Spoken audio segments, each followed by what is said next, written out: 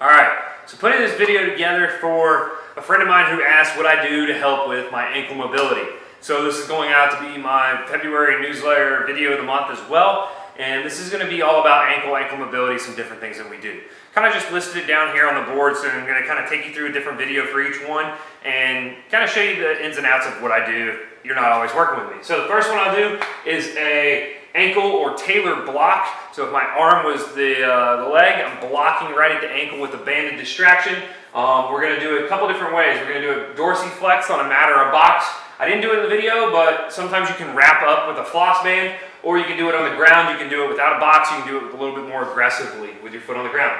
I'm going to show you some golf ball on the bottom of the foot, just some stuff that'll work on loosening up your plantar fascia as your feet stay kind of crunched in shoes all day, especially if you're a woman and you wear heels all day every day to work.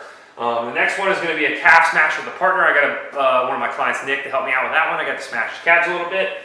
You can also do a self calf smash. So you can kind of sit down, work on smashing those calves out. They typically are super tight on everybody. Well, that's getting a little ahead of myself. So most people have a lot of tight calves.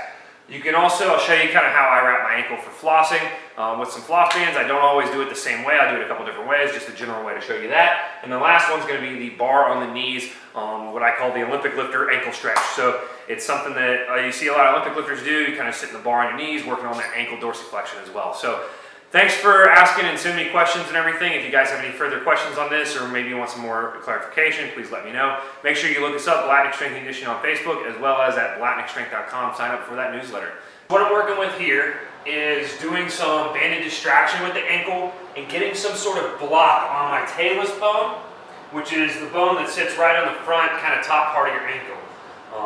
So what I'm going to do here is I've got a band hooked up to my rack. Now, one thing that I was doing was using this larger box and trying to get into some dorsiflexion. And right here, I'm really getting into the gastroc, being a little bit higher with that straight leg. But what I found out is from here, I can barely bend my knee and push my knee forward, which is telling me maybe it's more soleus. So I shifted to about half the height. We'll probably go to 2 mats instead of 3.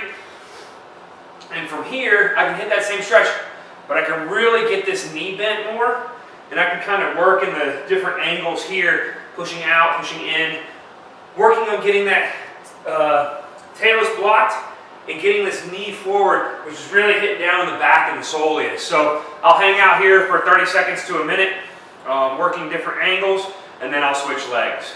So part 2 of this banded ankle distraction that I'll do here, sometimes I will have my ankle wrapped up in a floss band, but what you can do is really load that ankle forward, and then I can try to keep my heel down and work this knee by itself. This is with my foot flat, so it's not going to get me as aggressive dorsiflexion with my toe elevated, but I can try to be a little bit more aggressive with pressing this knee over the top of this ankle. Once again, I can kind of work, if I'm doing this towards the camera, you can see I'm pushing my knee forward here. I'll kind of work it in. I'll kind of work out, trying to keep the heel down. It might come up just a little bit, and I'll really work on pressing it back down. But I can even stand up, really load this, even hands forward, trying to load. And a lot of times I'll use, this is just a light band, purple. I've got orange ones like this. I'll use even a stronger band than that. I'll use like an average band, or one that's probably about double the size, just to really get a block on that talus bone, really force some stretch into the soleus, and hit that block and loosen up that bone-on-bone kind of sticking that we get with the talus bone, which happens in the ankle a lot. So another super sexy video of just my feet, which I seem to keep doing. What I'll do here is either use a golf ball, which you see in the video now, or a lacrosse ball. And I will just work that along the bottoms of my foot, trying to loosen up. I'll kind of squeeze, and I'll either sometimes stand up on this too. But what I'm trying to do is work along my arches, just loosening up things, trying to get these bones to kind of spread apart through here. Sometimes work around this non-sexy heel, right on the inside, kind of where that plantar fascia kind of all ties in. We don't think about taking care of the foot when we talk about the ankle, but they're connected. What do you know? The foot bone is connected to the ankle bone, even though there's lots of bones. So just keeping these feet moving when you're on your feet all day, or even if you're sitting. If you're seating at a desk, you can sit there with your shoes off and just work a little golf ball around. People might not see your feet, so you can do that. So another thing that I do a lot for the ankles, specifically loosening up these calves, stole this from Donnie Thompson using it with his ex-wife. I don't have the money personally for an ex-wife, a big hunk of steel, but I do have something that is pretty close to the same. It's going to be a little bit more pinpointed pressure point because the diameter is a lot smaller, but what I can do is use a barbell. Only problem with this one, you kind of got to have a friend. I'll show you a couple other variations with this in a minute. But what you do, what's really nice about this is it's passive. You can start just setting it down here on the Achilles tendon and letting it sit there for a minute. And this is the first time that Nick's ever done this, so he might squeal a little bit, might squirm, doesn't know what to expect. What you want to do is just nice and slowly let this roll up the calves. And typically right where that gastroc balls up is where it's going to be the worst. You let it slowly roll all the way up and slowly roll all the way down. Nick, how's that feel? Tickles. It tickles. So that's a new one I've never heard. I've never heard the tickle part. But you're just going to roll that back and forth. Nick's not too bad. He's not twitching, squirming, squealing like a little, infant would. I personally am kind of like an infant. But you just roll this back and forth up and down the calves. You kind of need a friend to help you do this. You can even add a little bit more weight if you want. Or check out the ex-wife that Donnie Thompson has to really get into doing some body tempering. One of the other things I like to do with my ankles to help with their mobility is wrapping it up with what somebody's going to call voodoo floss. And there's a couple different ways you can do it, but I'm just going to go with probably the simplest that I do. If you don't have a voodoo floss band, and there's so many different people that have them out there, you can take this one. You can go get a bike tire tube from like Walmart for $4.95 or something like that, and you can cut the valve stem out and then cut the tube open, and you're going to end up with just a flat strip of rubber that you can wrap up. And what I'll do is I'll start down in my foot, and I'll just wrap my foot up. You're going to want different levels of tension depending on how long you want to have this on. Right now I'm going about 50% tension, and I'm just going to wrap literally the entire ankle up and try to keep my ankle as kind of neutral and normal as possible while I do this. And sometimes I'll use a second one on here. As you can see, I didn't get super high in my ankle. I'll sometimes come up a little bit higher, and then I'll tuck this last little bit in. And once it's wrapped up, I didn't tuck that in very well, is you can just go through different ranges of motion with your ankle. You can use some bands on here as well to help pull your toes back, and then pushing down, you can do a lot of this other ankle mobility stuff. So like I'm going to show you in the next one, just some different stuff that I do. You can keep your ankles wrapped while you do all of these. It'll help it, especially if you're doing the calf stuff as well. But just keeping that joint compressed to keep some fluid out of there, as well as you can wear these around. Like I'll wrap my feet up periodically, like while I'll be in my room, like sitting at a desk. I'll wrap my feet up and leave them wrapped for a couple minutes. And just moving them, I'll walk around, just trying to keep movement in the ankle while keeping it wrapped up will help regain and restore some motion there.